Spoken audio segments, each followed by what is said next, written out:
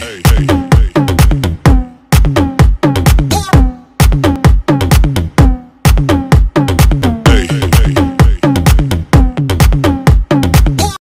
เราต้องการประสบความสำเร็จสูงสุดในธุรกิจไหนนะเราจะต้องรู้ว่าทำแบบไหนในธุรกิจนั้นมันถึงจะประสบความสำเร็จสูงสุดกติกาที่ถูกต้องของธุรกิจนั้นคืออะไรนะฮะดังนั้นครับวันนี้เราต้องทำความเข้าใจสเต็ปที่1นะฮะเดี๋ยวผมจะเข้าเรื่องเลยสเต็ปที่1ก็คือถ้าหากเราเข้ามาสู่ธุรกิจอินดีมนะครับเราสมัครเข้ามาแล้วถูกไหมครับทุกคนสมัครเข้ามาแล้วนะทุกท่านสมัครเข้ามาแล้วเนี่ยนะข้อที่1ต้องเข้าใจเลยครับว่าเราเป็นเจ้าของธุรกิจนะครับข้อที่1คือเราเป็นเจ้าของธุรกิจเราสมัครเข้ามาแล้วเป็นเจ้าของธุรกิจแล้วหน้าที่ของเจ้าของธุรกิจจะต้องทำอะไรในการสมัครเข้ามาแน่นอนครับถ้าพูดกันตรงๆก็คือหน้าที่ของเจ้าของธุรกิจก็คือสร้างธุรกิจให้ขยายใหญ่ขึ้นนะสร้างธุรกิจให้ขยายใหญ่ขึ้นนะเพื่อที่จะให้ธุรกิจนั้นโตแล้วให้ธุรกิจนั้นสร้างรายได้กลับมาหาเราโอเคนะครับถ้าคุณเข้ามาสมัครเข้ามาอยู่ในธุรกิจอินดีมแล้วหน้าที่ของคุณก็คือสร้างธุรกิจของคุณให้ใหญ่ขึ้นธุรกิจนี้เป็นของคุณแล้วโอเคไหมครับทุกธุรกิจนี้เป็นของคุณตั้งแต่คุณสมัครเข้ามาไม่ว่าจะเป็นแพ็กเกจ S หรือ L ก็แล้วแต่นะครับนะคุณสมัครเข้ามาคุณมีรหัสอย่างถูกต้องจากบริษัทอินดีมกรุ๊ปจำกัดนะตอนนี้คุณกลายเป็นนักธุรกิจบริษัทอินดีมกรุ๊ปจำกัดอย่างเต็มตัวแล้วก็เป็นเจ้าของธุรกิจด้วยเช่นกันนะครับธุรกิจของคุณคืออะไรธุรกิจของคุณก็คือการสร้างองค์กรผู้บริโภคฟังให้ดีนะสมัครเข้ามาแล้วต้องตีโจทย์ตัวเองให้รู้ก่อนนะครับว่าเราเข้ามาแล้วทำแบบไหนให้มันสำเร็จการที่คุณเข้ามาเป็นเจ้าของธุรกิจอินดีมในรหัสของคุณนั้นคุณจะโตคุณจะเติบโตคุณจะสำเร็จนะก็ต่อเมื่อคุณขยายธุรกิจของคุณธุรกิจที่ขยายของคุณนั้นก็คือการเพิ่มจำนวนของผู้ที่เป็นผู้บริโภคในองค์กรใต้ล่างคุณให้ได้มากที่สุดเท่าที่จะทำได้นะถ้าคุณเพิ่มจำนวนขององค์กรใต้ล่างของคุณได้มากคุณก็จะประสบความสำเร็จมากรายได้ของคุณก็จะมากนะนั่นก็คือขยายองค์กรเครือข่ายผู้บริโภคที่มีเจตนารมณ์เหมือนเรานั่นก็คือการที่บริโภคนะสินค้าของบริษัทอินดีมกรุ๊ปจำกัดแล้วมีรายได้กลับมาทุกเดือนเป็นผู้บริโภคที่มีรายได้นะครับโอเคนะอันนี้ก็คือสเต็ปแรกที่เราต้องเข้าใจก่อนนะครับต้องเข้าใจให้ชัดเลยนะคราวนี้การที่เราจะขยายธุรกิจของเราออกไปได้มันต้องทำแบบไหนนะมันต้องทำแบบไหนนะครับมันมีอยู่2อย่างนะครับในการขยายธุรกิจของเราอะนะฮะหนึ่งก็คือเราอะนะครับเราเนี่ยหาคนใหม่พูดง่ายๆคือแนะนำธุรกิจนี้ให้กับสมาชิกใหม่ได้สมัครเข้ามานะคือหาคนใหม่แนะนำธุรกิจนี้ให้คนใหม่ได้เข้ามานะครับนั่นคืออันที่1กับอันที่2คือคนที่เข้ามาแล้วหน้าที่ของเราก็คือต้องสร้างให้เขานั้นเป็นผู้นำที่เข้าใจเหมือนเรานะที่เข้าใจเหมือนเราและต้องการที่จะขยายองค์กรเครือข่ายของเขาให้ขยายองค์กรต่อไปเหมือนกับเราด้วยเช่นกันก็คือ1หาคนใหม่2รักษาคนเก่าและพัฒนาคนเก่าโอเคนะครับตอนนี้ผมเชื่อว่าหลายๆคนที่กำลังชมผมอยู่เนี่ยคุณได้หาคนใหม่มาเรียบร้อยแล้วใช่ไหมครับคุณมีคนใต้องค์กรแล้วใช่ไหมนะใครมีอย่างน้อยซ้าย1คนขวา1คนผมเชื่อว่าทุกคนมีส่วนใครที่ยังไม่มีนะฮะคนที่ยังหาไม่ได้อย่าหยุดครับพัฒนาต่อไปเพราะถ้าเกิดเรายังหาไม่ได้มันมีอยู่2อย่างหนึ่งก็คือเราออกไปแล้วถูกปฏิเสธกับอันที่2คือเราไม่ออกไปหาใครเลยมันเลยเป็นสาเหตุของการที่หาไม่ได้แต่การที่ออกไปแล้วถูกปฏิเสธเนี่ยยังดีนะครับมันทำให้เราเรียนรู้มันทำให้เราพัฒนาแล้วมันก็ทำให้เรานั้นมีโอกาสที่จะหาคนใหม่เข้ามาสู่องค์กรของเราได้ถ้าเราทำแบบต่อเนื่องและไม่หยุดนะครับคราวนี้ ในส่วนของการที่เราหาคนใหม่เข้ามาแล้วเนี่ยนะครับปัญหาที่เราเจอกันส่วนใหญ่ในระบบของการทำเครือข่ายนะแล้วผมเองก็ทำระบบของการพัฒนานะฮะระบบของการสร้างองค์กรเนี่ยมานานพอสมควรแล้วก็มองเห็นว่าคนหลายคนที่พลาดกับคนหลายคนที่สำเร็จเนี่ยมันต่างกันตรงไหนมันต่างกันอย่างเดียวครับสำหรับคนที่ไม่สำเร็จกับคนที่สำเร็จในเครือข่ายก็คือคนที่สำเร็จคือคนที่ใช้ระบบนะใช้ระบบและเอาระบบนั้นส่งต่อให้คนต่อไปในทีมของเขานั้นได้ใช้ระบบและเข้าสู่ระบบแบบนี้เหมือนกัน คนที่ทำแบบนี้ได้ในส่วนใหญ่จะประสบความสำเร็จมากนะครับเพราะว่ามันเกิดแรงเหวี่ยงครับมันเกิดแรงเหวี่ยงและทุกคนก็แค่ทำซ้ำๆกันทำซ้ำๆกันทำเหมือนเดิมๆนะทำเดิมๆตามระบบบอกไว้เท่านี้ทุกคนก็จะประสบความสำเร็จได้ค่อนข้างที่จะมากนะครับสำหรับคนที่เข้าสู่ระบบนะอย่างชัดเจนส่วนคนที่ไม่เข้าสู่ระบบมันจะเกิดคำว่าเสียเวลาเยอะมากครับนะไม่ว่าจะเป็นเสียเวลาในการเรียนรู้ใหม่เสียเวลาในการไปทดลองผิดทดลองถูกเสียเวลาในการที่จะต้องไปอุ้มทุกคนด้วยตัวของเขาเองเสียเวลาในการวิ่งช่วยทีมงานโดยที่ไม่ให้ทีมงานเข้าสู่ระบบมันมีคำว่าเสียเวลาเต็มไปหมดเลยสำหรับคนที่ไม่เข้าสู่ระบบแล้วพอมันเกิดคำว่าเสียเวลามาเนี่ยหลายคนเนี่ยใจไม่แข็งพอกับเวลาที่เสียไปนะใจไม่แข็งพอกับความเหนื่อยยากที่ตัวเองไม่ยอมใช้ระบบแล้วไปทำเองเนี่ยนะทุกคนก็จะหมดแรงก่อนสุดท้ายก็จะถอยไปนะก็จะถอยไปจากธุรกิจที่เขาสมัครเข้ามาและคนแบบนี้ค่อนข้างเยอะนะฮะค่อนข้างเยอะมากๆในการที่ผมนั้นมีประสบการณ์ในการสร้างระบบมาหลายๆที่เนี่ยนะครับส่วนคนที่ผมเรียกว่าฉลาดคิดและทำเป็นฉลาดคิดและทำงานเป็นก็คือคนที่เลือกบริษัทที่มีระบบฟังให้ดีนะเลือกบริษัทที่มีระบบและเอาตัวเองนั้นเข้าสู่ระบบในการเรียนรู้จากนั้นครับเขาก็ทำการแนะนำคนใหม่พอได้คนใหม่มาก็ส่งคนใหม่เข้าไปสู่ระบบให้ระบบมีทำหน้าที่ในการปั๊มนะให้เขาออกมาเป็นพิมพ์เดียวกับผู้นำนะตามคอนเซปต์ของเขาให้ระบบนั้นปั๊มความสำเร็จให้กับคนเหล่านั้นปั๊มความสำเร็จให้คนเหล่านั้นปั๊มให้คนเหล่านั้นมีคุณภาพออกมาเหมือนกันนะฮะอันนี้แหละมันคือความต่างของคนที่ประสบความสำเร็จกับไม่ประสบความสำเร็จในการทำธุรกิจที่เป็นธุรกิจเน็ตเวิร์กหรือธุรกิจเครือข่ายนะครับนะธุรกิจเน็ตเวิร์กหรือธุรกิจเครือข่ายวันนี้ครับระบบที่ผมจะคุยก็คือมันเป็นระบบที่บริษัทอินดีมของเราเซตขึ้นมานะครับระบบที่อินดีมเซตขึ้นมาและใครก็ตามที่เข้ามาสู่บริษัทอินดีมแล้วเนี่ยนะคุณแค่ทำ6ขั้นตอนนะ6ขั้นตอนตามที่ผมจะเล่าฟังต่อไปนี้นะคุณก็สามารถที่จะทำให้ทีมงานของคุณนั้นเดินตามระบบแล้วก็หมุนเวียนแบบนี้ครับนะส่งต่อระบบกันได้โดยไม่มีที่สิ้นสุดนะพอเราเข้ามาแล้วเราส่งต่อระบบได้แล้ว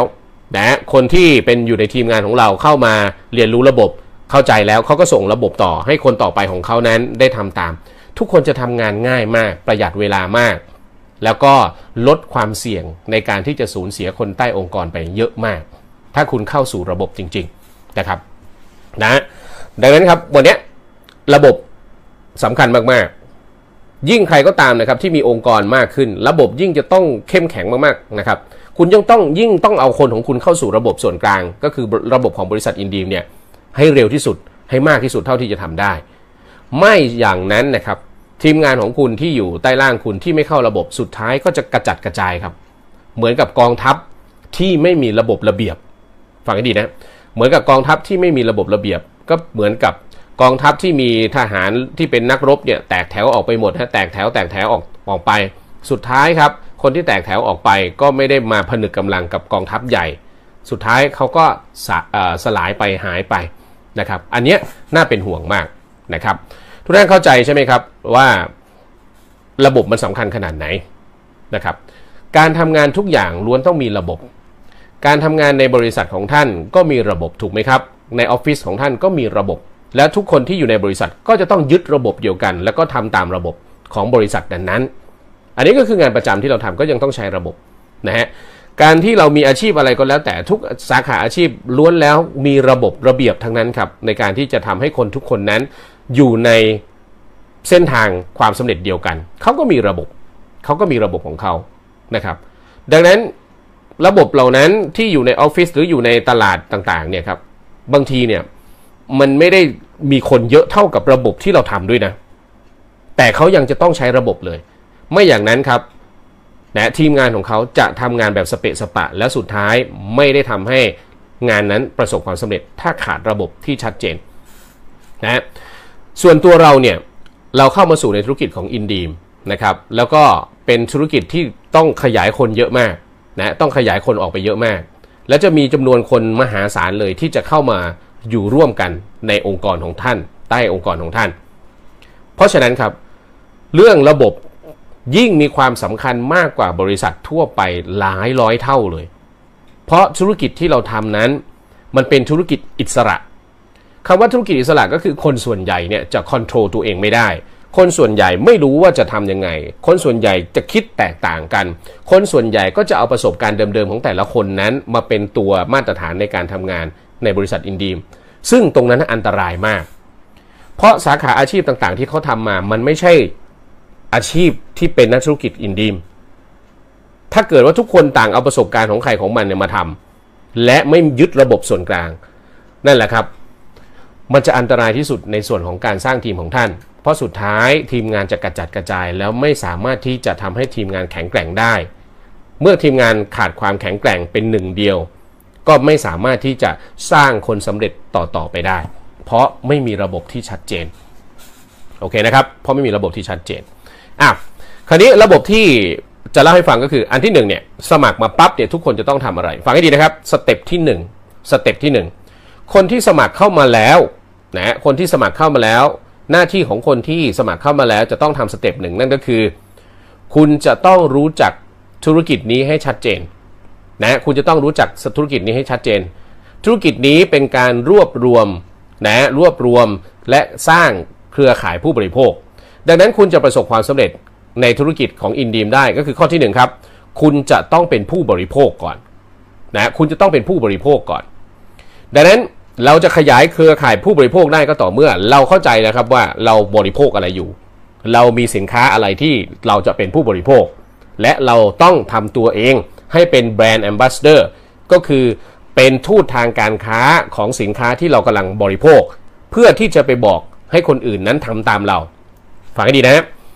สเต็ปที่1เข้ามาแล้วจะต้องใช้สินค้าครับคือทำตัวเองเป็นผู้บริโภคก่อนนะมีสินค้าอะไรบ้างนะครับนะสินค้าส่วนใหญ่ก็เกิดจากสินค้าที่ท่านซื้อไปในการสมัครแพ็กเกจสมัครเข้ามาเป็นนักธุรกิจนั่นแหละครับท่านใช้ครับอย่าซื้อไปกองไว้ที่บ้านนะท่านใช้ท่านบริโภคนะครับนะทั้งอุปโภคทั้งบริโภคที่ท่านซื้อไปสินค้าของบริษัทอินดีมกรุ๊ปจำกัดเนี่ยท่านต้องเรียนรู้ทุกอย่างใช้ให้เข้าใจนะข้อที่1เลยเนี่ยอันแรกเลยคือใช้สินค้าให้เข้าใจนะว่าสินค้าแต่ละชนิดเนี่ยมันดีแบบไหนนะครับให้เราเป็นทูตทางการค้าครับนะสเต็ปที่1เป็นทูตทางการค้าอย่าเพิ่งไปบอกใครอย่าเพิ่งไปบอกคนอื่นว่าสินค้าดียังไงถ้าเกิดเรายังไม่ได้ลองใช้อย่าลืมนะธุรกิจอินดีมคือการขยายเครือข่ายผู้บริโภคฟังให้ดีนะครับการขยายเครือข่ายผู้บริโภคเราจะขยายเครือข่ายผู้บริโภคของเราได้ก็ต่อเมื่อเราตัวเราคนแรกเนี่ยเป็นผู้บริโภคที่ชัดเจนก่อนโอเคไหมครับก็คือใช้สินค้าทุกชนิดของอินดีมให้ครบหรือใช้สินค้าที่มันตรงกับความต้องการของเรานะในชีวิตประจำวันของเราเนี่ยให้ครบให้ลึกให้ชำนาญเลยนะครับศึกษานะครับเรียนรู้การใช้สินค้านะครับศึกษาอันที่1คือใช้สินค้านะครับสมัครเข้ามาแล้วใช้สินค้านะแล้วก็ศึกษาข้อมูลของบริษัทนะฮะศึกษาข้อมูลของบริษัทมีอะไรบ้างโอ้โหผมเดี๋ยวนี้ง่ายมากเพราะว่าปัจจุบันนี้มีการไลฟ์ออนไลน์นะฮะเนี่ยไลฟ์สดเหมือนที่ผมทำเนี่ยพี่น้องเราทำเยอะมากนะแล้วก็ทุกคนก็จะจัดเหมือนกับเป็น OPP ออนไลน์นึกออกใช่ไหมครับโอ้เป็นฟังข้อมูลเหล่านั้นครับไปฟังถ้าตัวเราเองยังไลฟ์ไม่ได้เราก็ไปฟังเขาครับไปฟังว่าเขาพูดกันยังไงคนที่จัด OPP ไม่ว่าจะเป็นแบบออนไลน์หรือออฟไลน์อะไรต่างๆเนี่ยไปฟังเขาครับจะต้องเข้าใจธุรกิจที่เราทำก่อนนะ1ใช้สินค้าแล้วก็ศึกษาข้อมูลบริษัทให้ครบนะแผนการตลาดมันเป็นยังไงไปฟังนะไปฟังทำความเข้าใจให้ลึกและเขียนให้ได้นะและเขียนให้ได้ใครก็ตามต้องการที่จะเขียนให้เป็นแล้วเขาชำนาญมากๆเนี่ยไปดูสกิลอัพออนไลน์นะไปดูรีรันก็ได้นะครับไปดูย้อนหลังก็ได้สกิลอัพออนไลน์ไปดูจนกระทั่งเราเขียนได้ฟังให้ดีนะครับเราเข้ามาสเต็ปที่1เนี่ยเราเข้ามาแล้วเรามาเป็นเจ้าของธุรกิจของเราคือขยายเครือข่ายผู้บริโภคเพื่อไปปลดหนี้ขยายเครือข่ายผู้บริโภคจะขยายเครือข่ายผู้บริโภคได้ก็ต่อเมื่อตัวเราเองเป็นผู้บริโภคก่อนนะเราจะต้องทำตัวอย่างก็คือเป็นผู้บริโภคที่ดีและเมื่อเราเข้าใจสินค้าเราจากนั้นครับนะเราก็ไปศึกษาข้อมูลบริษัทว่าบริษัทของเราเนี่ยเป็นบริษัทอะไรยังไงซึ่งข้อมูลของบริษัทมันอยู่ใน OPP ทั้งหมดไม่ว่าจะออนไลน์ออฟไลน์เข้าไปร่วมเข้าไปฟังครับนะศึกษาข้อมูลของบริษัทเสร็จปั๊บมาศึกษาแผนการตลาดเรากำลังทำตลาดขยายเครือข่ายผู้บริโภคแต่เราไม่เข้าใจแผนการตลาดคุณจะไปทำได้ยังไงเข้าใจใช่ไหมฮะ ถ้าเราจะขยายตลาดแต่ไม่เข้าใจแผนการตลาดมันจะขยายได้ยังไงมันก็จบตั้งแต่ตัวเราเองยังไม่ชัดเจนกับธุรกิจนี้ยังไม่เป็นมืออาชีพยังไม่เป็นผู้บริโภคที่เป็นนักธุรกิจของอินดีมนะแบบมืออาชีพเพราะฉะนั้นเนี่ยไปบอกใครก็ไม่เชื่อเพราะเราเองก็ไม่ได้รู้อย่างชัดเจนนะไม่ใช่รู้อย่างเดียวต้องใช้ด้วยนะครับสเต็ปที่1นะทวนนะครับสเต็ปที่1สมัครเข้ามาแล้วใช้สินค้าศึกษาข้อมูลบริษัทแล้วก็ศึกษาแผนการตลาดให้ช่ำชองครับเขียนให้เป็นอธิบายคนอื่นให้ได้นี่คือสเต็ปที่1โอเคเข้าใจนะครับสเต็ปที่1ต่อไปนะฮะเมื่อท่านผ่านสเต็ปที่1แล้วนะฮะใช้สินค้าศึกษาข้อมูลของบริษัทศึกษาแผนการตลาดเรียบร้อยแล้วจากนั้นก็ไปสเต็ปที่2